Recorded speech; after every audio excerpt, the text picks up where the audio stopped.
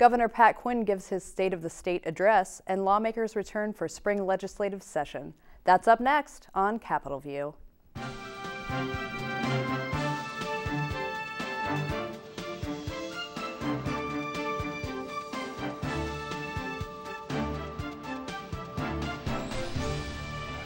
Hello, and thank you for joining us for this week's edition of Capitol View, the show where we talk about Illinois politics and government.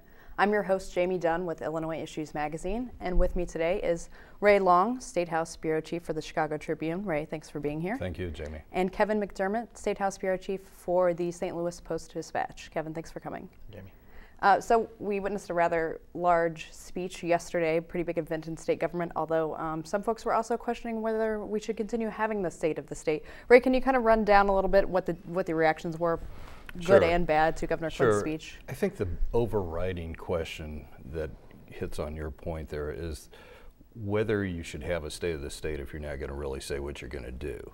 Now, in broad strokes, Governor Quinn came out and said, hey, we're going to propose, I would like to do, I have a few ideas here, and some of those were eliminating a tax on natural gas, a utility tax, giving tax credits to people with children, and also giving tax breaks to businesses that employ veterans.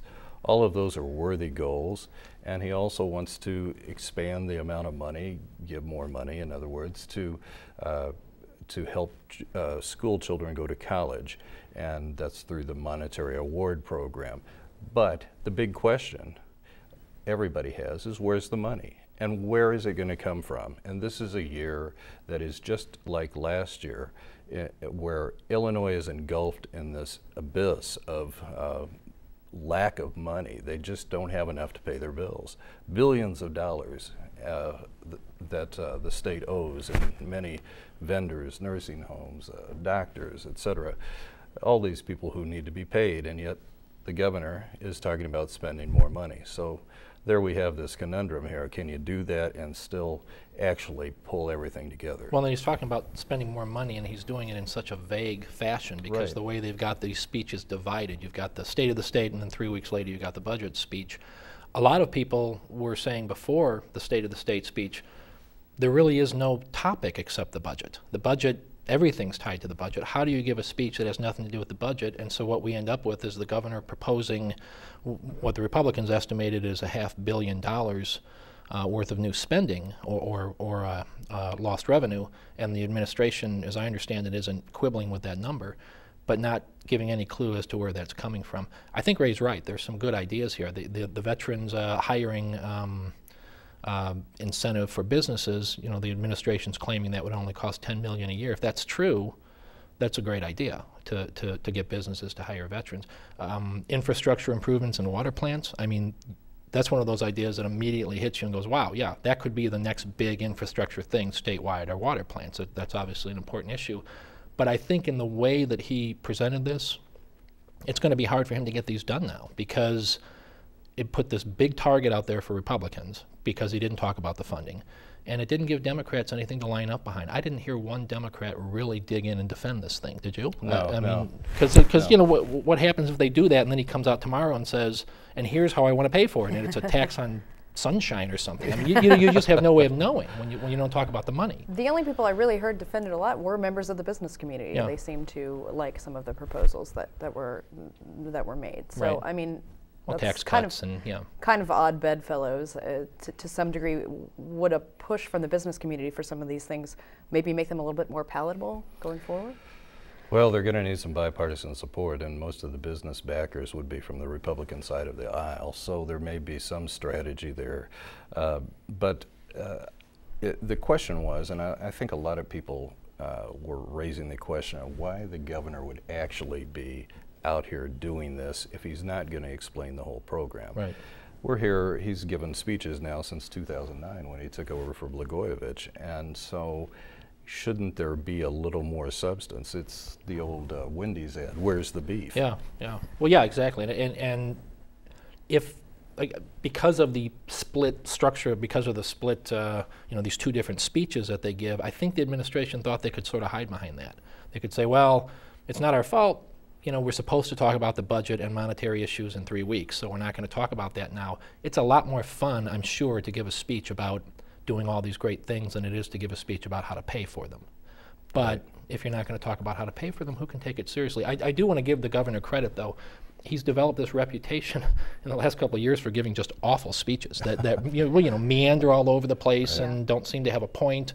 This was a nice, tight speech. I mean, it was 34 minutes and had themes and had recurring, you know, lines and everything that a speech is supposed to have. But I think what he laid out and the way that he did this is probably going to doom everything that he put out there. I don't know how we can get anybody behind him at this point. I think this may have been the first time the governor actually used a teleprompter during a major speech. He needed it. I believe he did last year. Oh, did he? Okay. But yeah, he's definitely made improvements. No bad jokes, no spilled milk jokes, which is a good thing. Well, yeah, I mean, sometimes you had the feeling he was reading these speeches off the backs of cocktail napkins or something. I mean, it was just all over the place. One thing to note, the speech was very positive. He highlighted a lot of the accomplishments that he's seen as part of his administration, new jobs in the state. How important is it for the governor to come out during, you know, what is kind of a bleak time in the state with a positive message, and might that redeem a speech like this, or the need for keeping a speech like this around? Well, I think I don't think it hurts to trumpet yourself every once in a while, especially if you have something to trumpet. And the governor has been in charge of a state where they did rein back spending, although the one thing you can't give him credit for is he wanted to put $2 billion more spending out there last time. So the state has also been through this whole recycling, or really a dive into some of the worst ratings that the state has ever seen, credit ratings that the state has ever seen. And so, you know, I like to think 2012 is going to be a great year too, but golly, you know, give us something to chew on.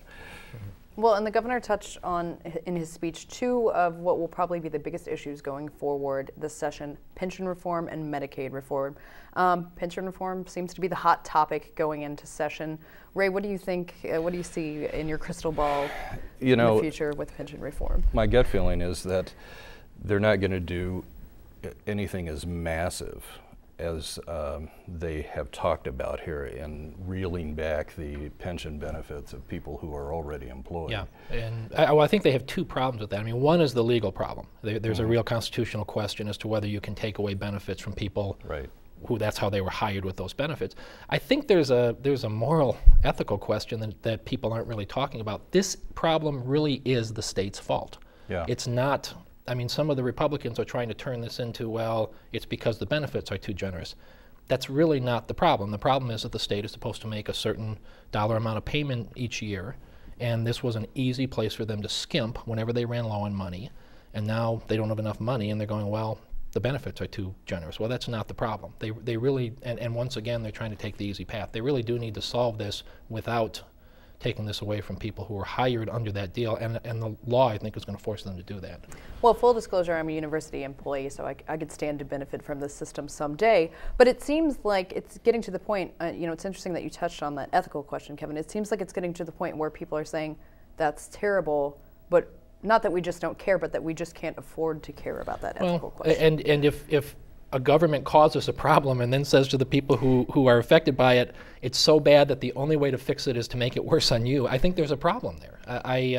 This is the same kind of political cowardice that led to this problem in the first place. Anytime you hear a politician tell you the problem is that the benefits are too generous, you know, they're not telling you the whole story. Yeah. They did this. And some of the people who are there now were involved in some of these decisions. Who set the benefits? Right. Well, whatever happens going forward, it seems like all the leaders in Quinn are lining up behind doing something, which is how we've seen, you know, ed reform and other large workers' comp go through. They've put this inevitability out there that, hey, you better get to the table because the train is leaving the station, so to speak. Yes, so. and to get to your other point, what will happen, I think, though I don't think it'll be a major overhaul, I do think that they're setting themselves up for something they will call a major overhaul. And maybe it'll be cosmetic, but they need to go and tell voters right now, because they're still mad about the 67% income tax increase, that we're doing something to keep everything in line.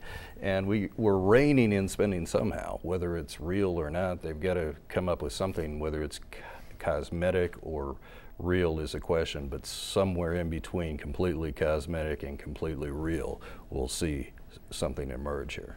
Well, the Tribune's had some stories on some folks collecting pensions who maybe only worked for a day. You know, these people keep kind of coming out of the woodworks, it seems like. How much does that kind of spur the public wanting to see this done? I think that those are outliers in the grand scheme of things, but I think that it does really torque Joe Lunchbox, who's out there thinking, man, you know, I worked for X number of years and I don't get anywhere close to this kind of deal. And when there are people who have definitely taken advantage of the system and have gotten away with getting a fat public pension, one that everybody pays for, then it doesn't help when it comes time to say, hey, you know, there are real true benefits that have been earned and we got to protect them. Well, and these shocking, and they're shocking, and they're really good, you know, they're really good examples of abuse. But I think they have been abused, so to speak, by some people in the process to say, look at this abuse in the system, we need to revamp the whole system, and everybody's getting too much through the system because of these examples we're showing you. Well, like Ray said, these were outliers. I mean, these were things that came to people's attention because they were so outrageous. I think, you know, the average pensioner is getting, you know, what he or she was promised. I mean, that's really the point. They came in under a certain system, and most of them are just getting that, and they're not getting anything more. And to say, you know, after they're hired, to say, oh, we're going to change the rules at this point, you know, it's clearly unconstitutional. And I think you're probably more and more going to hear an argument that it's also wrong. It seems to me that there have been, over the years, many advances in pay for kind of the mid-level bureaucrat here. And as that pay has risen, you have seen the pensions go up too. So then you've got folks who are getting more than the average kind of folks pension that people think is okay or reasonable, and you're getting people coming in with six-figure pensions, and you're going, you know, how did this happen? The six-figure pensions are what drive people crazy, and they are there, and they're, you know, they're hard to defend. But again, the whole argument comes back to you start with one system, and then because the state doesn't hold up its end, it's going to yank that out from under people who that's what they were promised. You know? Right, right. The other thing that has come up, and I don't know if they'll tackle it this year, because if they're tackling pensions, it may be just too much of a hot button. But last year they had talked about trying to rein in the health care expenses for retired people. There are a lot of retirees who don't have to pay much of a premium at all. Some of them don't pay at all. Exactly. I think it may be as much as 80–90%. And so that is an area that doesn't have the same kind of protections that the pension has, the constitutional protections. So it's ripe for being culled back, but it's an awful hot button for lawmakers to have to go out and face their own union employees throughout the state and say, you know what, we're reining in your benefits, we're pulling them back. Yeah, and there was talk of means testing for that folks that made a certain amount of over a certain amount of money would have to pay something. Right. But then, you know, they're targeting people who are already retired and who have planned their retirement around this set of benefits. So that's a pretty difficult thing to do politically. Sure. So, and then one other option that is being thrown around out there is sort of shifting the cost back to local governments, to school districts, to the universities. Speaker Madigan, Governor Quinn have really kind of come out hard on this one, you know, come out pretty strong on it the last couple of weeks, saying they should pay part of this because the employees are their employees. They're making the decisions on salaries that set the pension, so they need to be involved. This seems like, to me, just such a huge shift to be making in such a difficult budget time. I don't think they can do it just by turning the switch, say, hey, you guys downstate are going to have to start paying 100% or 50% or 25% even. This sounds like something that would have to be rolled in, phased in, if you will, to shift the costs from the state to the local school districts. And of course, the faster you do it from the state, to the local school districts, the more your property tax bill is going to rise. And that's just the point. I mean, and this has been an increasingly popular idea. We saw Pat Quinn try and do this with the school bus issue, remember? Right. Basically saying, well, that should be a local thing, shouldn't it? Oh, it makes all the sense in the world, but you're effectively reaching into these school districts' pockets and pulling out money because they need school buses. Right. To say that something that, we've already arranged that the state pays it at this level, oh, well, we're not, just as a matter of fairness, we're gonna kick this back to you locals. Well, the locals are struggling too. I mean, this is, and you're right. Ultimately, they might say, well, we did this without a tax increase, but if your property taxes go up as a result, then they didn't do it without a tax increase. There's a little cowardice there, I think. Right. It's one of those shuffles that you see. Yeah. But I found it interesting in Governor Quinn's budget projection that the two areas that weren't going to get hit were K-12 and higher ed, possibly opening the door for something like this, which would in effect be a cut.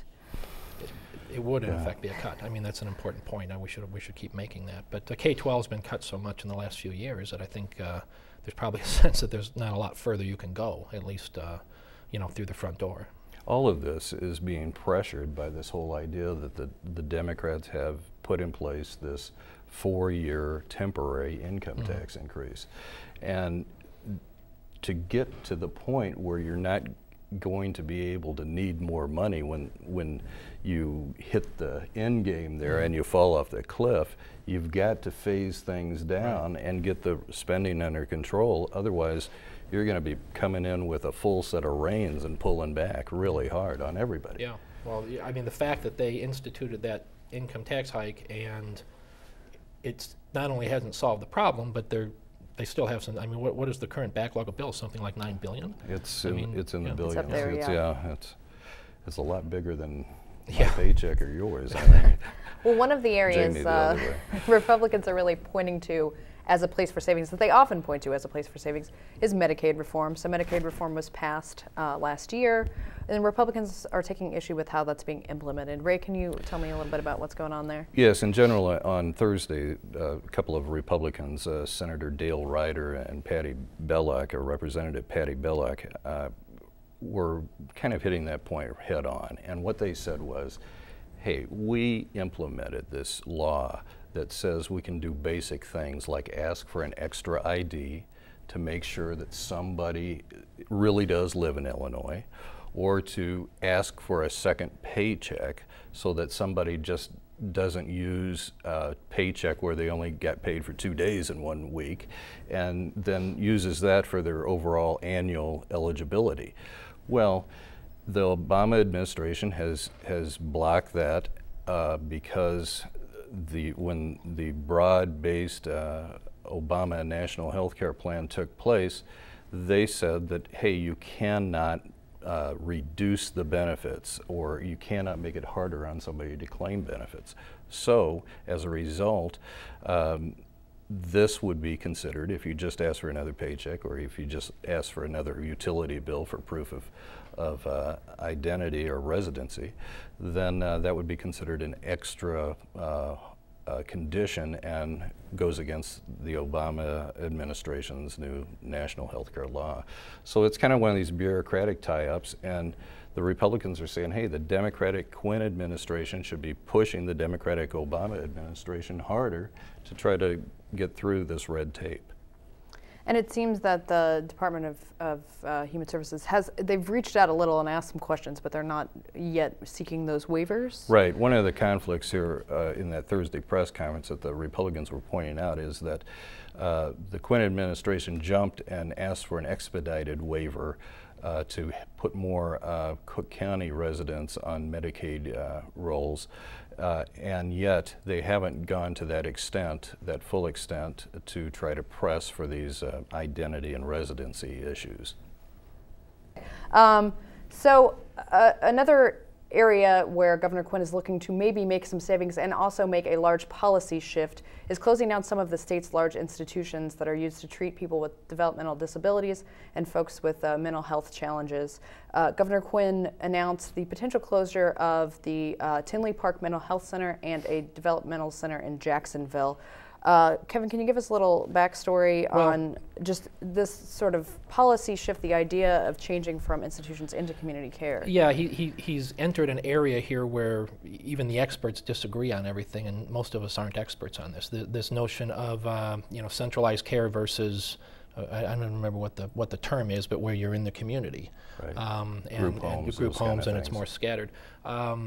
From the Quinn administration's point of view, obviously what they're looking for here is to save money. You do have to start with the notion that everybody's always on the governor, particularly if it's a Democratic governor, that they don't cut enough, that they're not efficient enough in government. This is one of those reasons why. I mean, you see what he's stepped into in this thing. I mean, you've got care, advocates coming out all over the place, basically saying you're hurting the most vulnerable people in the state by doing this, and throwing all kinds of data at him about why it isn't good to do it this way. We had a press conference the other day with a woman whose son was in I think the Jacksonville home, who told us all kinds of horror stories about what can happen with this. And since none of us are experts, I don't know how anybody disputes that, and I don't really know how the governor's people are going to dispute that. But ultimately, if you're going to say in concept you need to cut government spending, and you need to do it in fundamental ways that change some of the big areas and not just nibbling around the edges, you have to look at stuff like this. Well, and I think besides the budget issue, Quinn's administration really sees it as a quality of life issue. I recently wrote a story for the magazine on this, and it is very difficult. None of us are experts, and there are very compelling arguments on both sides of this issue. Ray, you've seen facilities be up for foreclosure in the past, I'm sure. Right. This is something that governors often decree, I'm going to close this or that facility. It can be a really political issue. It can be a really regional issue. Can you describe a little bit about what goes into this? Sure. One of these things is it's a really tough thing if this is your main employer or one of your main employers in town. So we saw it in Pontiac when they tried to close the Pontiac prison, Vandalia, the same thing for a prison there. We see it now in Jacksonville, where people are dealing with some of our most fragile citizens. And the question becomes, hey, would they have a better quality of life out in smaller group homes? And there is a large school of thought also that believes that they can have a better life out there, and there are court decisions also that would move Illinois toward that, and Quinn is recognizing those court decisions, and they fit with the whole idea that it would be cheaper. Well, that's what I'm wondering. I mean, I haven't written extensively on this, but do you think that that what's really driving this is a notion of better quality of life, or is that just a convenient? I think it is a combination of both. I do think that there is a core of people in Quinn's administration who believe that this is ethically the best thing to do. Mm-hmm. There are multiple states who have eliminated their institutions, so it's not that it can't be done, but no one has given a really clear path on how it will be done in Illinois at this point. The infrastructure is not there in the community yet, right. So it's kind of asking these parents and families to take a leap of faith. Was being made that you need a special infrastructure there for these group homes. You need them in place before you go closing things. But the opposite argument is kind of, we don't want to take the weakest folks in our society and kind of put them away from our society and forget about them. And I think that's sort of the attitude that's being taken by some of the advocates for this when they look at the institutions. And what a position to be in if you're the governor, where you have a choice between saving money by closing an institution, but that's going to cost jobs. And you're the jobs governor, but at the same time you've got this budget problem. Right. It's one of those things that I'm sure the governor would rather not be doing. But it is also one of those things that you have to address if you're going to actually cut back. If you really are going to get serious about reining in, somewhere along the line there's going to be some jobs that disappear. And this is a state that is very much in the bottom part, if not the very bottom, as far as state workers to populace, per capita populace. And it's dropped dramatically. I mean, when I first started covering this beat, I think we had 100,000, or I know we had more than 100,000 state workers, and I'm pretty sure it's under half that now, isn't it? Yeah, I think it depends on if you count the universities and all that. So that the issue has been, back in 2003 when George Ryan had a major early retirement program, they lost about 10, 12, 13,000.